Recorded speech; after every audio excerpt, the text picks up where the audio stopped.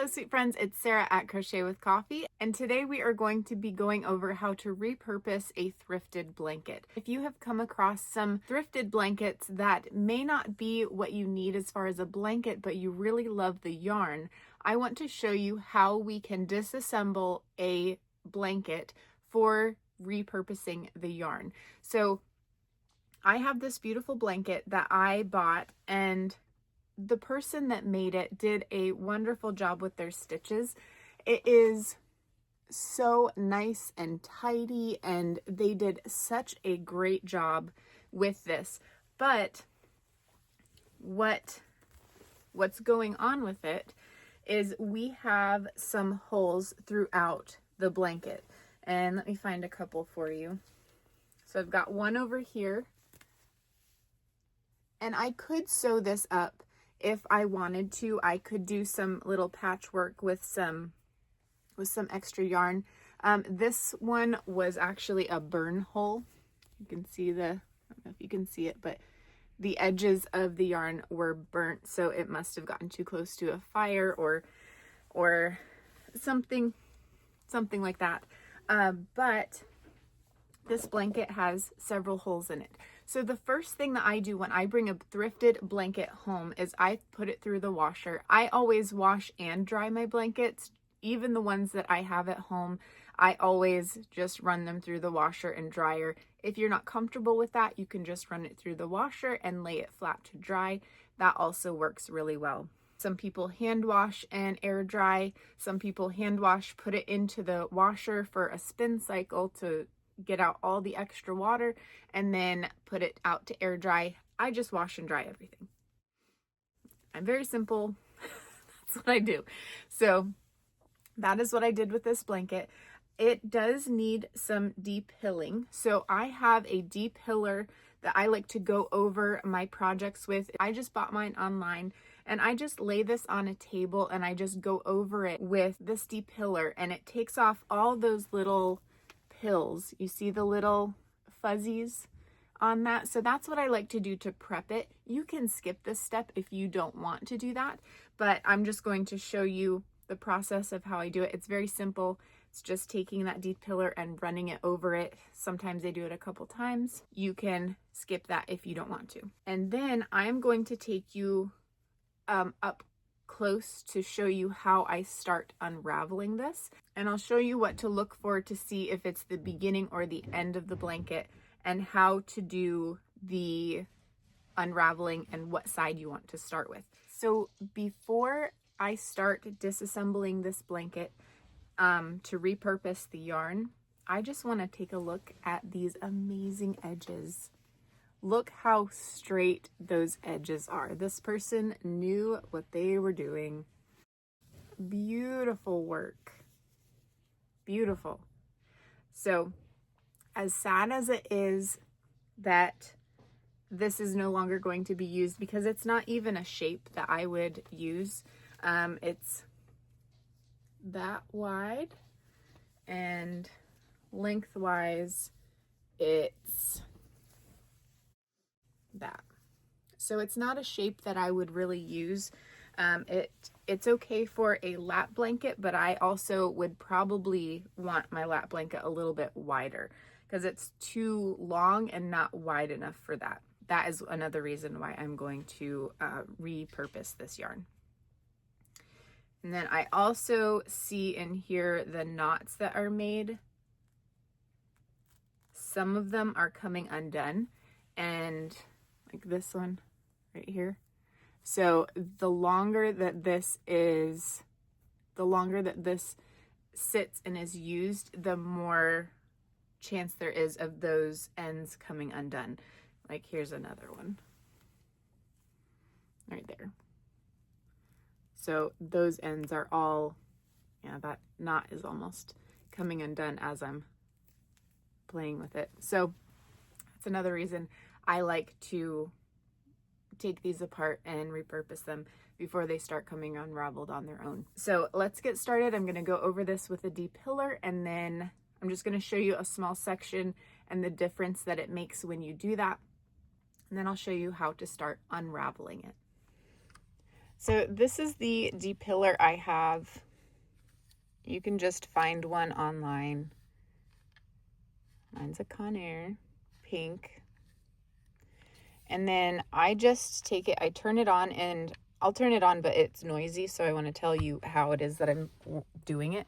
Is I just like to go in little circles. You can go back and forth if you prefer that, but there's really no right or wrong way of doing it. So I'm going to go ahead and do that.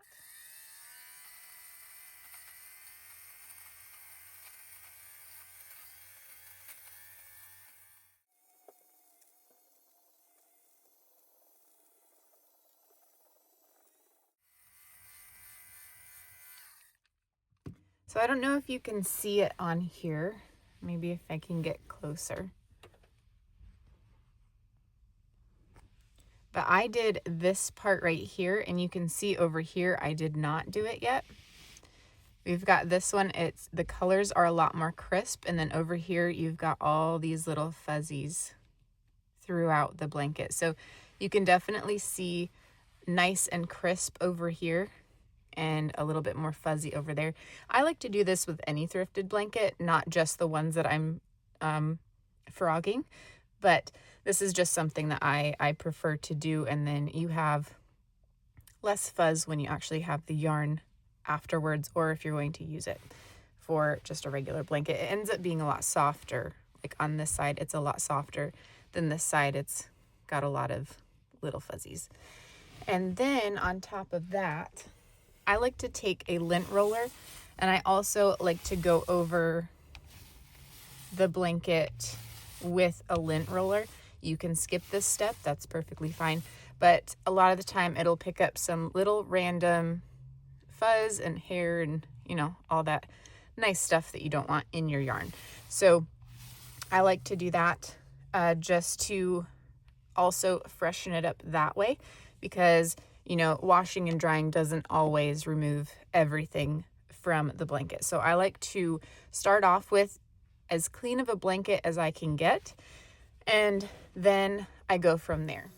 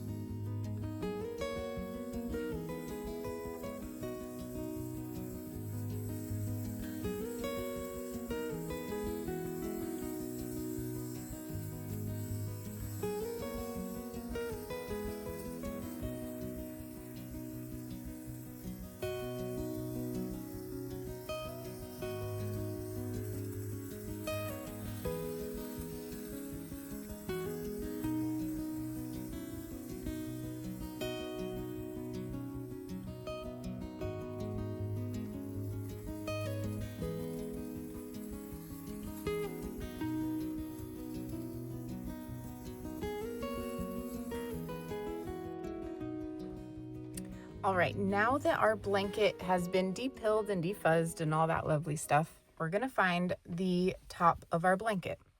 Now, the way that you're going to find the top of your blanket, you're going to figure out which way the stitches are traveling. So we can see on this side, this is the bottom of the blanket. Now you can see that the stitches here, there's two little bars here, down here, and they are attached into this chain down here. So this is going to be the same whether it is a double crochet, half double, single. This one is a single crochet, but you can see that the stitch is going into and around that chain there. You see those two little bars there? They're wrapped around this underneath it. So this is the beginning chain, so we know that that is the bottom of the blanket. And on the top of the blanket, you'll be able to see very distinct V shapes here. You can see that. So the direction that you want to find, so you want to determine the top of the blanket. So now that we have found the top of the blanket, we need to find what end to work off of. Now you can find this by just cutting and seeing if it unwinds, but there's a simpler way to do that instead of cutting everywhere and trying to unwind it that way. So you can see that the V has a direction. So you can see that there is a narrow point of the V. So this is the point, and the point is facing this way. And the open part of the V is facing the opposite way. So what we're going to do is follow the wide part of the V. So we have the point over here, and we have the wide part over here. So we're going to follow this wide point all the way to the end of your blanket here. So you're going to follow all the way to the end, and you can see here that I flipped it around, so it ended up facing this way, but you're just following the wide part of your blanket. So it doesn't matter which side the wide part of the V is on, if it's on the left or the right side of your blanket, does not matter. You just want to follow the open side of this V and follow it all the way to the end where those stitches end over here. So we don't want to go to the V side. We don't want to go to the pointed side, that direction. We want to go to the open part of the V. So we want to go all the way to the end there. Now we're just going to take a pair of scissors and just go under one of those loops on the last stitch and just pull that through. So we're just going to unravel it just a little bit, just pull these threads through a little bit here. And then you should have your end, and your end should start pulling through your stitches like this and just unraveling like that. So that is what you want. Your goal is to get it where your thread starts pulling apart like this. So it's just going to keep unraveling all the way through the blanket. Now, if you end up with a snag, you can just cut the snag and then unravel the same way that we just did, and then keep going that way, because sometimes you will run into a place either where the yarn ends were woven in, or there's a knot that you can't untangle or something like that. So that can always happen when you're unraveling a blanket that has already been made. So you never know what you're going to run into with a blanket that someone else has made. But then you're just going to follow this all the way through the blanket. You know, you might need to cut it here and there, but just keep going just like this. And then I want to show you too, let's just say you start unwinding in the wrong direction. Let's say you started on the wrong side, you cut your yarn on the wrong side, which is totally fine. You can work with it like that. I just want to show you what it looks like. So if I were to cut on this side, I just want to show you how it doesn't unravel from the wrong direction, and you can tell if you're going from the wrong direction. So you can see it is not pulling the yarn the same way. I'm just going to pull this tail out here. So you're going to have to pull this thread through each individual stitch to unravel it. And that is going to take a very long time. See, it's not going to naturally unravel in this direction. So you just want to make sure you're starting from the correct side. And this side was the beginning of the row. So that's not going to be the right direction. So you always want to make sure that you are not starting at the pointed side of this V. You can see this V. The open side of the V is on this side, and the pointed side of the V is on this side. So you always want to go to the very end of the row where the open side of the V is pointing. So go all the way to the end where we started, where we started unraveling. So I'm just going to wind this up. We're going to get it all nice and tidy into balls of yarn. Or if you want to cake it up, I also have a tutorial on how to use a cake winder or yarn winder. So you can visit that if you'd like to, but let's get the blanket unraveled and balled up. Rebel with a twist, Alexandra, and the other skein I bought at her shop because I want to knit new leg warmers for the winter. That didn't happen yet, but I still need them. I also had this yarn from another lovely yarn shop in this color and a little bit of brown. It's downstairs. I don't have it with me. But then my whole sweater is finished. When I also make the neck border and the border at the hem, I decide which length I prefer.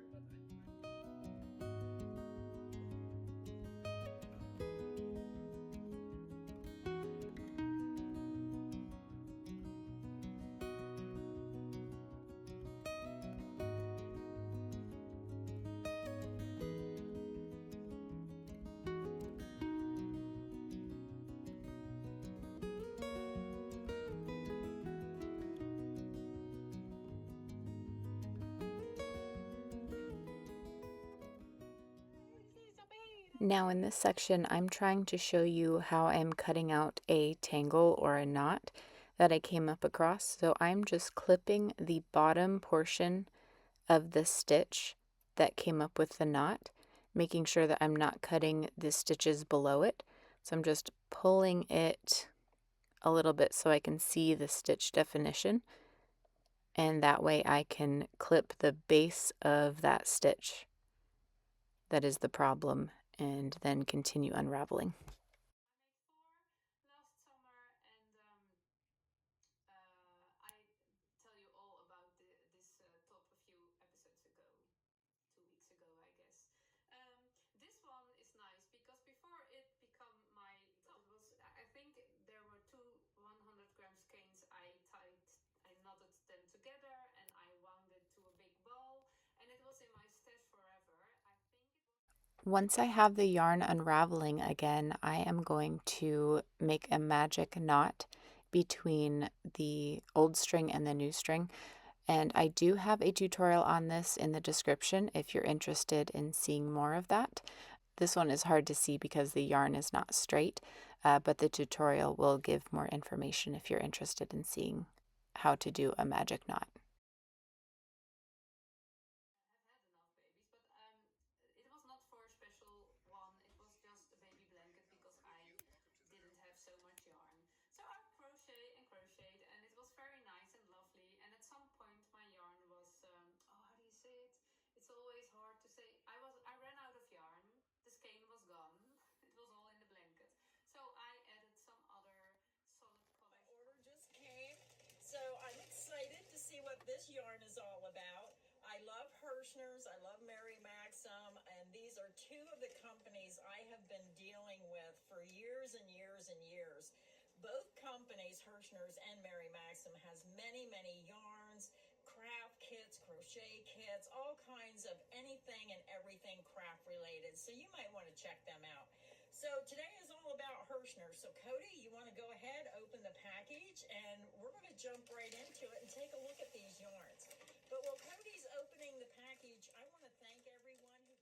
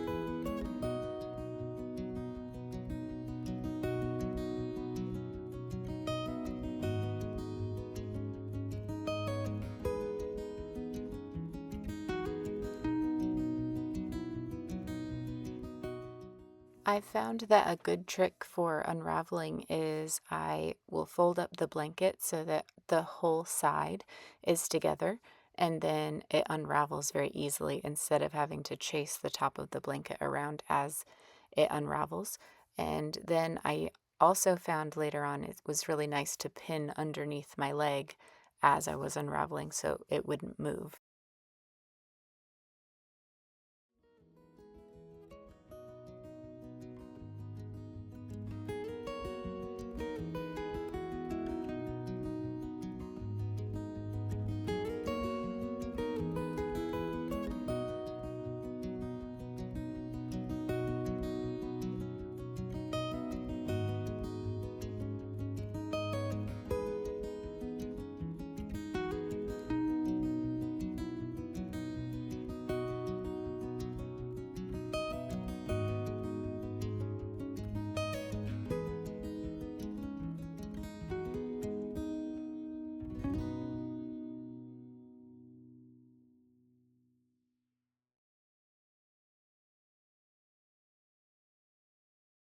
And now the last step that I did was wind the balls of yarn into cakes.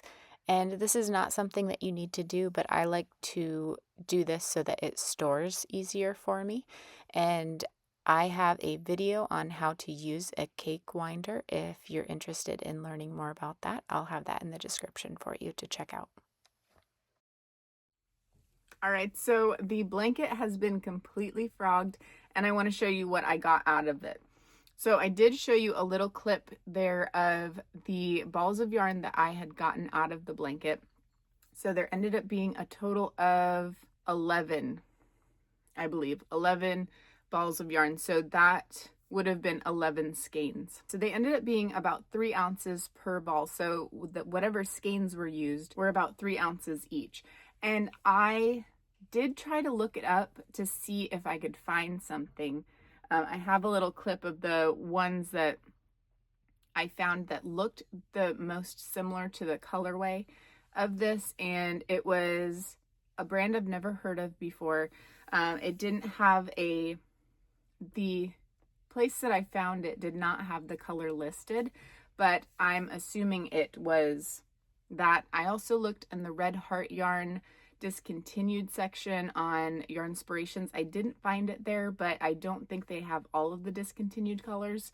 But I also don't think that those Red Heart skeins were sold in 3-ounce skeins. So I'm really not sure where it came from, but I tried to find something similar. I'm going to show you what I got out of here.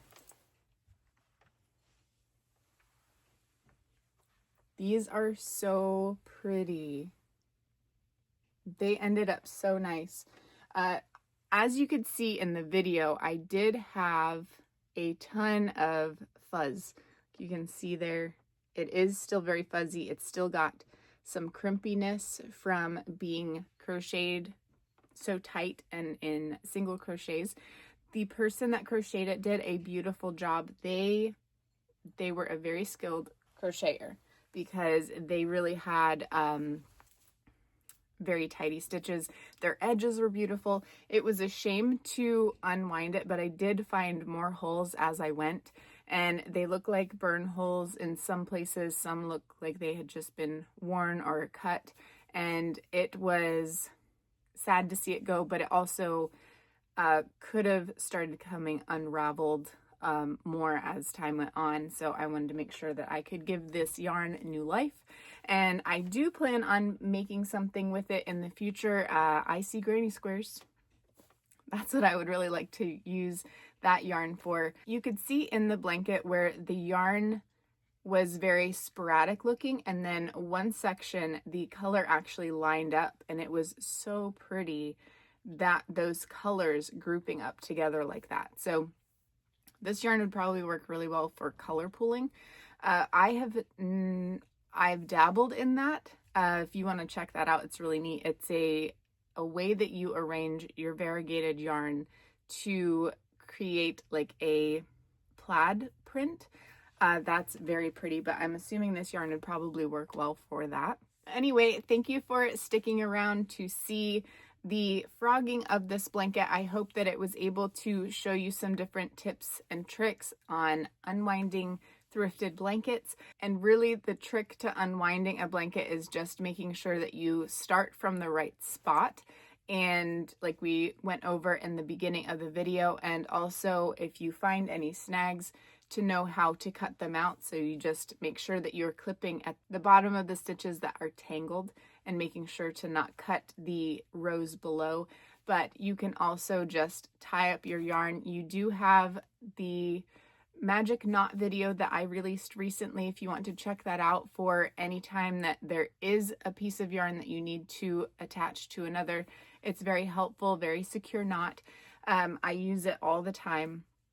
So I did patch up the spots where there were holes in the blanket so that I could continue unwinding that section. So I didn't need to break the yarn every time and have another little ball of yarn. I could actually attach it to the cakes that I had. So thank you so much for joining me. I hope you had a wonderful time. It was a lot of fuzz. It was a lot of fuzz. I was covered. My lap was covered, my shirt was covered, I was sneezing a lot. It was a lot of fuzz to unwind. So it ended up working well. I think the yarn is in good condition, but there was a lot of fuzz and I was covered in orange. And my rug underneath my chair was covered too, so I had to clean that up, but it was a lot of fun. If you had fun with me today, give this video a thumbs up. And if you'd like to stick around for more content, go ahead and hit that subscribe button. You can stay tuned for anything else that is posted on this channel.